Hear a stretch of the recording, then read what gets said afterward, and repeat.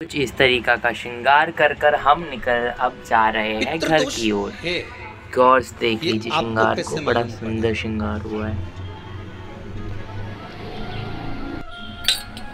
पितृ भूखे हैं, इसका तो वर्णन हमने पहले कर दिया कि रात्रि को जब आप सोने के बाद में 1-1.5 घंटे बाद अगर आपकी नींद खुल जाए, 1 घंटा 1.5 घंटा आप सो लिए, उसके बाद जो नींद खुली तो 1-1.5 घंटे तक अगर आपको नींद नहीं आ रही है, रात्रि को सोने के बाद में 1 घंटे बाद जब उठे तो आपको प्यास लग गई, भूख लगने लगी, प्यास लगने लगी, मेरे को पानी पीना पड़ेगा, घबराहट हो रही, पानी पीना पड़ेगा।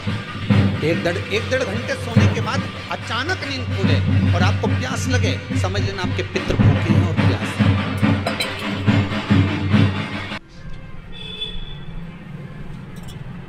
वो भूखे और प्यास है, उनको जल की जरूरत है।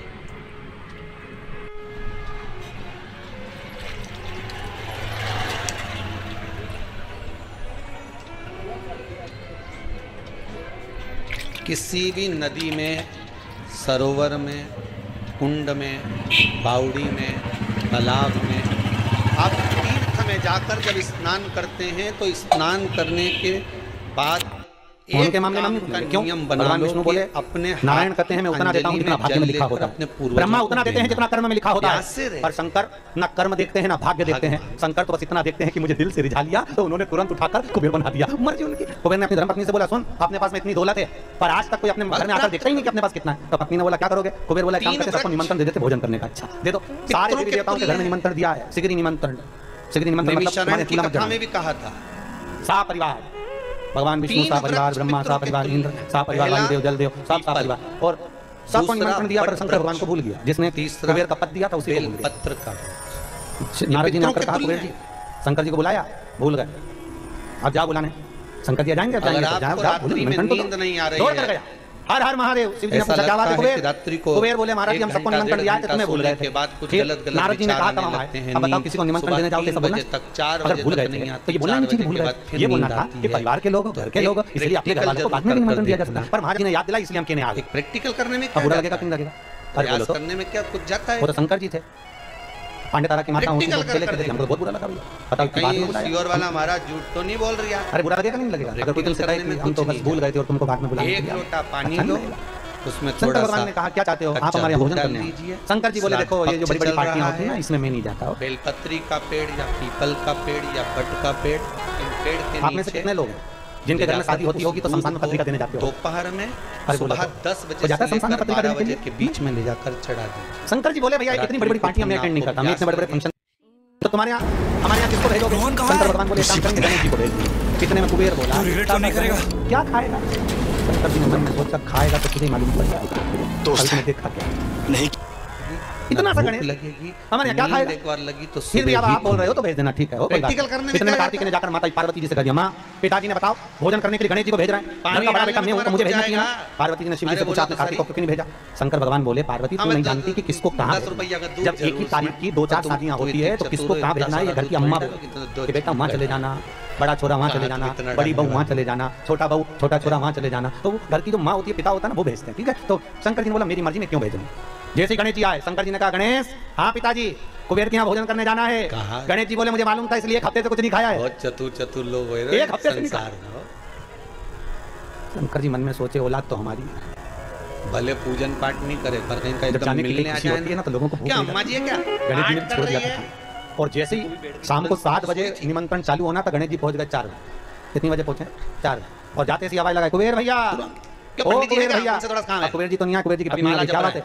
गणेश जी बोले भोजन करने आए। अच्छा कुबेर जी की पत्नी ने कुबेर जी से कहा कि गणेश जी भोजन करने आए, तो कुबेर जी बोले अभी क्या 4 बजे से 7 बजे भोजन क्या करेंगे अभी से?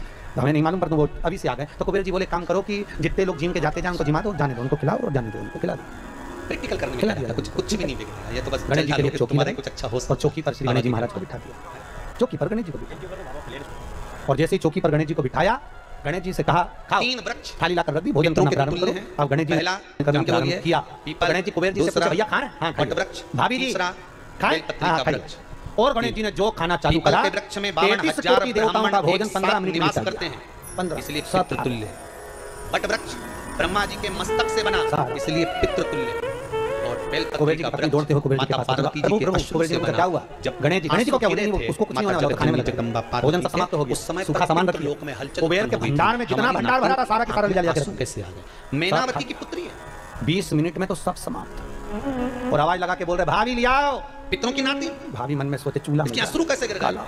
पार्वती ने कहा यास नहीं, मेरा पुण्य भाग प्रकट करती हूं, चूल्हे पे बना बना कर पितरों ने खाना दिया था कि ये बेला पत्री का व्रत भाभी ले आओ, हमारा आशीर्वाद है। भाभी दौड़ कर गई कुबेर जी के पास। कुबेर जी ने कहा क्यों घबरा क्यों नहीं हुआ? क्या ये तो बता, मांग मांग रहा है, सब समाप्त हो गया। देवकी नारद आकर बोले श्रीमन नारायण क्या हो गया? नारद जी जैसे ही बोले तो कुबेर जी बोले तुम्हारे कारण हुआ है, हम जा ही नहीं रहे थे निमंत्रण देने, और निमंत्रण देने चले गए तो उन्होंने अपने बेटे को भेज दिया, और बेटा खाने में ऐसा जुटा है उठने का नाम ही नहीं ले रहा। इतने में नारद जी बोले पिताजी के पास वापस चले जा। शंकर जी के पास कुबेर जी जाकर बोले प्रभु सब खा लिया, भूख लग रही है, प्यास, सब खा लिया, कृपा करो। शंकर भगवान ने एक दुर्वा तोड़ी और दुर्वा तोड़कर तुरंत कुबेर जी को दी, और कुबेर जी को देकर कहा कि गणेश जी को लेना, ठीक है ले। अब कुबेर जी ने मन में सोचा खाया इतना सारा है तो एक दुर्वा से क्या होगा? कुबेर जी और दुर्वा तोड़ दिया, दुर्वा का बंडल बना के लेगा और गणेश जी को दिया, और गणेश जी से कहा लो, पिताजी ने भेजा। और जैसे गणेश जी ने दुर्वा ली और मुख में सूंड में रखी, और रखने के बाद गणेश जी खड़े होकर पेट पे हाथ फेर के बोले कल का टाइम और बता। घर में क्लेश मचा हुआ है, पितृ दोष है, समझ लो। कुबेर जी हाथ जोड़कर बोले जब तक कोई बुलाए नहीं तो जाना ही मत।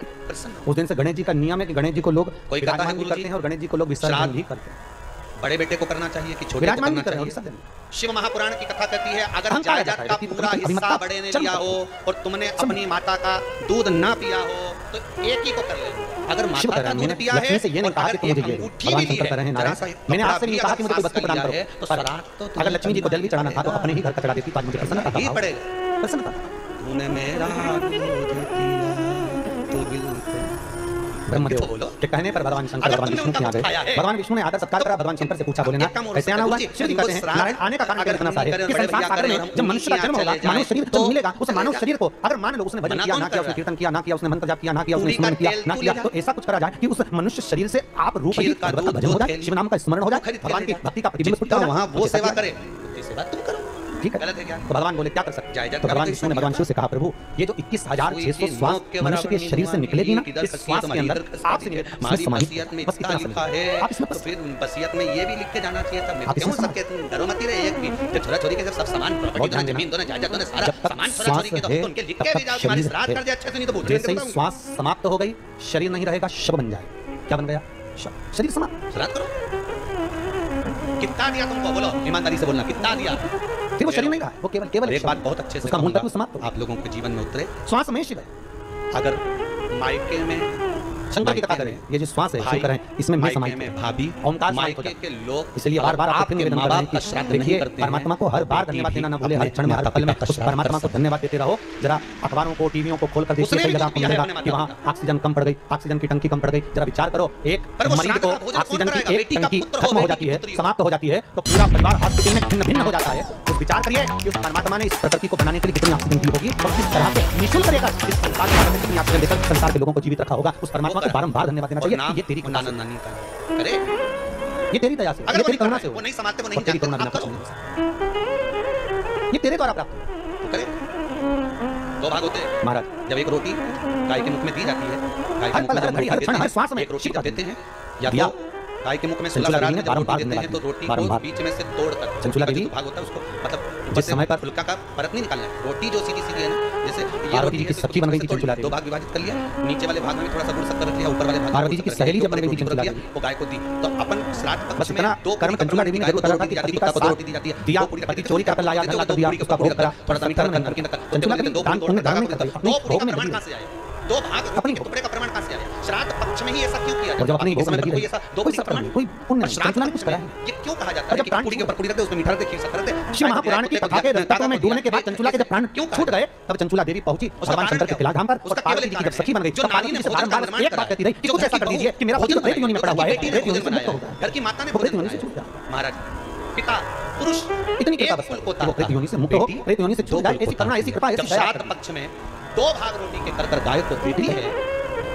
महारानी जगदम्बा जगतधात्री दुर्गा भवानी अब की बार माताजी घोड़े पर आई है, तो घोड़े पर जो देवी जी आती है वो समृद्धि को देने वाली आती है, लक्ष्मी की वृद्धि करने वाली आती है। जैसी घोड़े की रफ्तार होती है उस रफ्तार से लक्ष्मी घर में आती है। तो ये मत सोचना कि कोरोना महामारी ने हमको नीचे गिरा दिया, जब कोरोना महामारी ने रोक दिया, कमाई के स्रोत रोक दिया, धन रोक दिया, चिंता मत करना। मेरी माँ जगत जननी दुर्गा भवानी अब की बार घोड़े पर आई है, साल भर में इतना धन दे देगी कि आपने पीछे के 4 साल में नहीं कमाया होगा। अब लोगों को मां भंडार भर दे। उस कलश पर आम के पल्लव शिव का वर है, किसका वर है? शंकर। दोनों पक्षों का स्मरण। 11 आम के जो पत्ते जिस डाली में लगे होते हैं वो डाली कोमल सी डाली 11 टुकड़े महाराज एक क्या करा जाए कि इनको मोक्ष मिले? कच्चे सूत से लपेटकर शिव 11 बार उसका भाग जब सहेली बन गई उसको लपेट लोगे इस तरह से इकट्ठा करके आगे का जो भाग है 11 बार कच्चा सूत लपेटने के बाद जो भाग पीछे आगे का कोई भी हो उसको शहद में डुबा शिव जी को समर्पित कर दो। इस जगह पर रखना है अशोक सुंदरी वाली जगह। अशोक सुंदरी की जगह जानते हो आप लोग, पहले भी आपको बताया है, आज फिर आपको वर्णन कर दूं। जैसे ये गोल जलाधारी है, ये शिवलिंग रखा है, कथा कह दोगे? ये दो जहां से पानी बह रहा है बाबा के चरणारविंद, राइट में श्री गणेश जी का स्थान, लेफ्ट में कार्तिकेय का स्थान, बीच में अशोक सुंदरी की जगह। शंकर भगवान की 6 लड़कियां, भगवान शंकर के 13 बच्चे, 13 बच्चों में से 6 लड़कियां, उस 6 लड़कियों में से एक लड़की का स्थान, भगवान शंकर की एक बेटी का स्थान अशोक सुंदरी का स्थान इस वायुमंडल में घूम रहे होंगे। पद्म पुराण में स्पष्ट किया ये अशोक सुंदरी। शंकर भगवान की जलाधारी में पार्वती जी का हस्तकमल, ऊपर से जो एक एक बूंद पानी गिरता है, ये शंकर भगवान की 5 लड़कियों का स्थान है, जया, विषहरा, शाम्भवी, दौतली और देव। शंकर भगवान की 5 लड़कियां भगवान शंकर के मस्तक में जल की धार गिरा रही हैं। क्या करा जाए? बीच में जो अशोक सुंदरी का स्थान है महाराज, उस जगह पर क्या करोगे? शहद का मुख, जो शहद आपने भिगोया है, उस शहद का मुख शंकर जी की ओर कर इसी चैत्र के महीने में इन्हीं नवरात्रि में शंकर भगवान की उस अशोक सुंदरी की जगह पर शहद का भाग शिव जी की ओर रख दें। महाराज अगर घर में संपदा की भूमंडल पर अगर घर में संपदा की कमी हो या कोई पैसा खा गया हो, रुपया नहीं दे रहा हो, पैसा अटक गया हो, तो शहद को शिव जी की ओर मुख कर उस आम के पल्लव की जो डंडी है उसको 11 डंडी को रख दीजिए और उससे अपनी कामना कर आ जाइए। हो सके उस शहद में से थोड़ा सा शहद किसी रुमाल पर, किसी कपड़े में लगाकर उस पर रख लीजिए। जिस व्यक्ति से पैसे लेना है, जिस व्यक्ति से पैसे मांग रहे हो, उससे एक बार जाकर मिल लीजिए, एक बार उसको खबर कर दीजिए। बाबा चाहेगा भोलेनाथ तो नवरात्रि में ही पैसा वापस जमीन पर, अगर शिव कृपा करे ये बाबा की करें। क्योंकि इस भूमि पर आम का पल्लव कोई साधारण नहीं, जिसको कलश के ऊपर रखा जाता है। शिव की कृपा, जिस आम के पेड़ पर स्वयं कामदेव चढ़कर भगवान शंकर के तीसरे नेत्र द्वारा जलकर भस्म हो जाते हैं, वो आम का पेड़ साधारण नहीं होता, सहज नहीं। और वैसे भी शिव शिव है। सबसे पहले नवरात्रि का व्रत किसने किया था? उत्तर दीजिए। अब आपका फैशन ज्यादा हो गया। सबसे पहला नवरात्रि का व्रत, नवरात्रि की उपासना सबसे पहले किसने करी थी? भगवान राम। अश्विन के नवरात्रि में भगवान राम ने 9 दिन तक कलश की स्थापना कर क्योंकि खीर परसों लंकाधिपति रावण को मारने के लिए ब्राह्मण अगर भोजन करने आसन पर बैठेगा तो मगर जगत जननी की आराधना भगवान ब्राह्मण के सम्मुख में आप थोड़ा सा भोजन कराते समय झुकोगी, जरा विचार करिए। यशोदा मैया के घर में संतान नहीं थी। यशोदा जी श्रावणी करने आए हुए ब्राह्मण और कहते हैं खीर परोसने के लिए मेरे राम ने 52 साल की उम्र थी, मातृशक्ति को निमंत्रण दिया और मां जगत जननी से विनती निवेदन कर कहा कि आपको प्रतिदिन खाना पड़ेगा। इसलिए देवी भागवत में लिखा है कि नवरात्रि में एक दिन जैसे प्रतिपदा है, पहला दिन है तो एक कन्या का पूजन करो, द्वितीया है तो 2 कन्या का पूजन करो, तृतीया है तो 3 कन्या का पूजन करो, चतुर्थी है तो 4 कन्या का पूजन करो, पंचमी है 5 कन्या का पूजन करो, छठी 6 कन्या का पूजन करो, सप्तमी है 7 कन्या का पूजन करो, अष्टमी है 8 कन्या का पूजन करो, नवमी है जम के बोलो 9 कन्याओं का पूजन करो। और अगर इस तरह से आप पूजन नहीं कर सकते नवरात्रि में तो 9 कन्याओं का पूजन एक साथ या तो अष्टमी के दिन या नवमी के दिन कर दो या मध्य में बीच में भी आप कर सकते हो। पर अगर आपकी कोई कामना है, आपकी कोई इच्छा है, मालूम पड़े जैसे कई लोग कहते हैं कि हमारी इच्छा है हमारी वो मकान नहीं बिक रहा, या हमारी वो जमीन नहीं खरीदी जा रही, या हमारी कोई कंपनी नहीं डल रही, या हमारे काम में ये अड़चन आ रही है, तो नवरात्रि में